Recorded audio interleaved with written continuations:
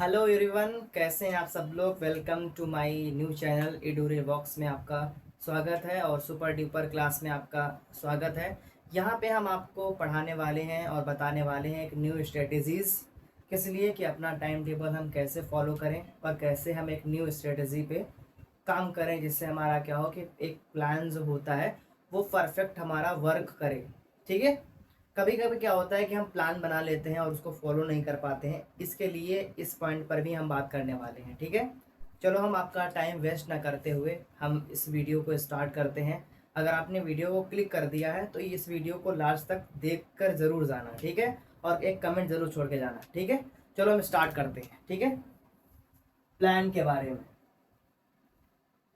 कि आपका एक प्लान क्या होना चाहिए। ठीक है।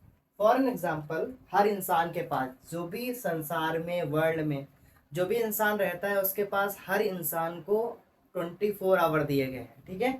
कितने आवर दिए गए हैं? 24 आवर जो है वो हर इंसान को दिए गया है। ठीक है। और डिपेंड करता है हम उन आवर को हम कैसे यूज कर पा रहे हैं, कैसे यूटिलाइज कर रहे हैं अपनी लाइफ में। क्या हम 24 आवर को पूरा दिन रील स्क्रॉल में लगा रहे हैं, या पूरा दिन हम केवल सॉन्ग सुनने में ही लगा रहे हैं? क्या हम अपना जो टारगेट हमने चूज़ किया था, हमने जो गोल डिसाइड किया है, क्या हम उस पर काम कर रहे हैं? तो ये चीज़ इंपॉर्टेंट हो जाती है। ठीक है। चलो हम बात करते हैं। जैसे कि हमारे पास 24 आवर है, इनको 2 पार्ट्स में हम डिवाइड कर लेंगे। कितने पार्ट्स में? 2 पार्ट्स में डिवाइड करें। अगर आप 12 कर चुके हैं उसके बाद का ये प्लान है। ठीक है। कोई आप डिसाइड कर रहे हैं फॉर अ जॉब, या for a admission, for admission,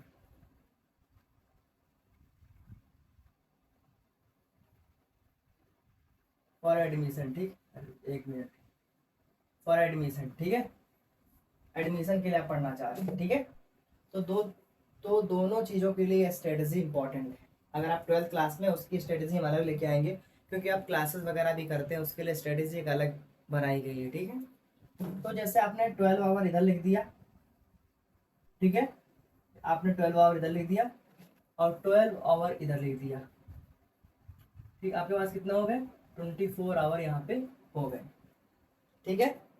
अब इन 24 आवर में, इस वाले एक 24 आवर हमने सपोज दैट ए कर लिया, एक 24 आवर को सपोज दैट बी कर लिया। ठीक है। अब यहाँ पे जब हमने बी कर लिया, 24 आवर को डिवाइड करके बी में रिप्रेजेंट कर दिया 12 को, यहाँ पे भी हम फिर से हम डिवाइड करेंगे 16 आवर और एक ये वाला 16 आवर। इसको हम मान लिया फर्स्ट 6 आवर एंड इसको मान लिया क्या? Second 6 hour. ठीक है।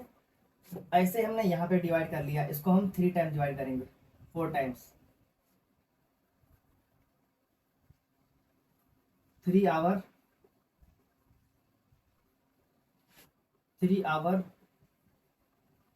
फिर 3 आवर, फिर 3 आवर। टोटल करेंगे कितना आएगा? टोटल करेंगे आपका 12 आवर आ जाएगा। ठीक है। यहाँ पे कितना आ जाएगा? 6 आवर, 6 आवर, 12 आवर हो गया। ठीक है। अब आपको इम्पॉर्टेंट पॉइंट ये है कि ये 6 आवर जो है वो आपको किस चीज़ में यूज करना है? आपको यूज करना है स्लीपिंग में। किस में यूज करना है? स्लीपिंग में। मिनिमम आपको 6 आवर सोना ही सोना है, ये इम्पोर्टेंट है।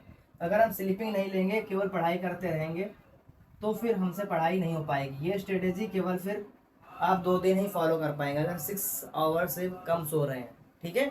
तो सोना भी ज़रूरी है हमारे लिए। ठीक है। और स्लीपिंग करना कितने आवर है? 6 आवर स्लीपिंग करना है। इन 6 आवर में क्या करना है? अपना जो भी वर्क है, हमको थोड़ी देर इंजॉय करना है, या कोई काम बता दिया गया वो करना है, नहाना है, फूड यानी कि ब्रेकफास्ट करना है, या डिनर करना है, या आपको लंच करना है, ये सारे आप इन आवर्स में कर सकते हैं। रेस्ट भी कर सकते हैं। रेस्ट हो गया, डिनर हो गया। ठीक है। रेस्ट हो गया, डिनर हो गया एंड ब्रेकफास्ट। मैंने ऐसे सीक्वेंस में नहीं लिखा है। फिर उसके बाद में लंच। ये सारी चीज़ें आप कर सकते हैं। ठीक है। यहाँ तक आपको सारी चीज़ें क्लियर हो चुकी हैं। ठीक है। इसके बाद आपके ये सॉलिड बच रहे हैं 12 आवर। अगर आप डेली 12 आवर ना करके केवल अगर आप डेली 8 आवर 8 to 10 आवर भी पढ़ेंगे ना तो भी आपके लिए सफिशियंट है। और हम नहीं कहते हैं कि फ़ोन यूज मत करो, फ़ोन यूज करो, this is very very important. अगर हम पढ़ाई करते रहेंगे तो हमारी मेमोरी क्या होगी, हमारे जो न्यूरॉन्स होते हैं वो इम्पोर्टेंट होते हैं, क्योंकि न्यूरॉन्स का कनेक्शन जो होता है वो ब्रेक होने लगेगा। तो इसलिए क्या है कि रेस्ट करना बहुत ज़रूरी। रेस्ट करोगे तो बॉडी का रिपेयरिंग एंड रीजनरेशन एबिलिटी जो होती है वो ज़्यादा स्ट्रांग हो जाती है। तो इसीलिए यहाँ पे क्या इंपॉर्टेंट हो जाता है, 8 to 10 आवर आपको डेली डेली आपको स्टडी करना है। ठीक है। अब आगे की बात करते हैं। जो बचे हुए हमारे जो 3 आवर हो गए ये वाले, इसमें क्या करना है, इस वाले आवर में, इन वाले आवर में आपको क्या पढ़ना है, सब्जेक्ट 1 पढ़ना है। जो भी आप सब्जेक्ट चूज कर सकते हो, सब्जेक्ट 1। कोई आपको एक सब्जेक्ट चूज करना है, वो आपको रीड करना है इन आवर्स में। ठीक है। क्या हो गया, सब्जेक्ट 1 हो गया।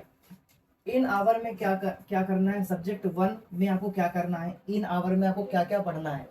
पहले आपको तो थ्योरी करना है, THEORY, थ्योरी करना है। ठीक है। उसके बाद थ्योरी के बाद आपको क्या करना है, this is very very important, the second topic, आपको कॉन्सेप्ट भी क्लियर करना है। कॉन्सेप्ट जैसे कि आपकी थ्योरी कंप्लीट हो जाती है ऑनलाइन क्लास की, देन आपको रिवीजन करना है। रिवीजन तो आप जल्दी कर लेंगे। तो ये तीनों चीज़ें आपको इन तीनों आवर में आपको फॉलो करनी पड़ेंगी। ठीक है। उसके बाद की अगर बात करें, हमारा जो 3 आवर ये बचा है, इसमें आवर में क्या करेंगे, इस आवर में तो इसमें क्या करना है, इसमें आपको जो आपने रिवाइज किया है उसको आप राइट डाउन करेंगे, कितना हमारा दिमाग में आ रहा है, राइट करेंगे। ठीक है। राइट करने के बाद गलती कहाँ हुई उसमें क्या करना है, एनालिसिस करेंगे। ठीक है। जब आपने लिख लिया, फिर क्या करी, गलती आपने एनालाइज किया, उसके बाद में आपको क्या करना है, इसी का ही आपको टेस्ट यानी टेस्ट देना है। टेस्ट मतलब MCQ प्रैक्टिस करना है। ठीक है। यहाँ तक आपको सारी चीज़ें क्लियर हो चुकी होंगी। सेकेंड थर्ड आवर में क्या करना है, सब्जेक्ट 2 चूज करना है, सब्जेक्ट B। सब्जेक्ट 1 चूज करा मैंने, यानी इसको मान लेते हैं ए, सब्जेक्ट A आपने चूज करा। ठीक है। यहाँ पे क्या करना है आपको, सब्जेक्ट 2 आपको चूज करना है। This is very very important, यहाँ पे भी इंपॉर्टेंट है। मान लो सब्जेक्ट A था, सब्जेक्ट ये हमारा 2 हो गया। इसमें आपको वही चीज़ें आपको फॉलो करनी है। आपको थ्योरी पढ़ना है सबसे पहले, theory is very very important. उसके बाद में क्या करना है, कॉन्सेप्ट। कॉन्सेप्ट इंपॉर्टेंट, अगर आपको कॉन्सेप्ट अच्छा आ रहा है तभी आप अच्छी परफॉर्मेंस कर पाएंगे MCQ सॉल्व करने में। देन क्या करना है, टेस्ट देना है, देन MCQ करना है। ठीक है। तीन बचे हुए 3 आवर में क्या करना है, राइट करना है, जो भी हमने याद किया उसको लिख के देखना है एक बार पूरा थ्योरी फोकस करके। ठीक है। देन थर्ड में एनालिसिस करना है, एनालिसिस करना है। उसके बाद में देना है टेस्ट, टेस्ट प्लस MCQ करना है। यहाँ तक आपको सारी चीज़ें क्लियर हो गई होंगी। ठीक है। तो ये स्ट्रेटेजी बहुत इंपॉर्टेंट है। अगर आप इस स्ट्रेटेजी को अगर आप 7 डेज तक फॉलो करेंगे, 7 डेज तक अगर आप फॉलो करेंगे तो आपको बहुत ज़्यादा प्रॉफिट मिलेगा। ठीक है। प्रॉफिट तभी मिलेगा जब आप ये चीज़ फॉलो करेंगे, और जब आप ये चीज़ फॉलो करेंगे जिसके लिए आपने टारगेट चुना है, यानी आपने अपना टारगेट चुना है, अगर उसके लिए आप ये सारी चीज़ें फॉलो करेंगे तो आपका टारगेट जो है वो अचीव होने में कम टाइम लगेगा। क्योंकि जब आप ये चीज़ें फॉलो करेंगे तो आपको एक हैप्पीनेस आएगी, क्योंकि हमने इतना गोल आज पूरा कर लिया।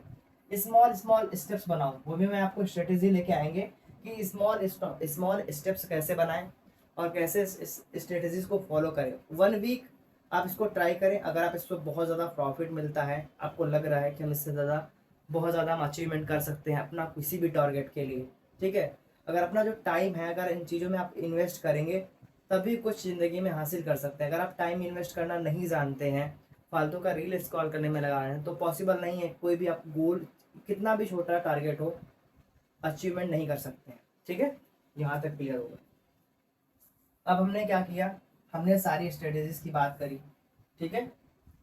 अब इसके बाद में अब हम सेकेंड डे हमारा जो आता है, यानी जो सेकेंड डे आएगा इस टारगेट पूरा करने, डे 7 में डे सेकेंड आया, आपने फर्स्ट फॉलो कर लिया, सेकेंड आ गया।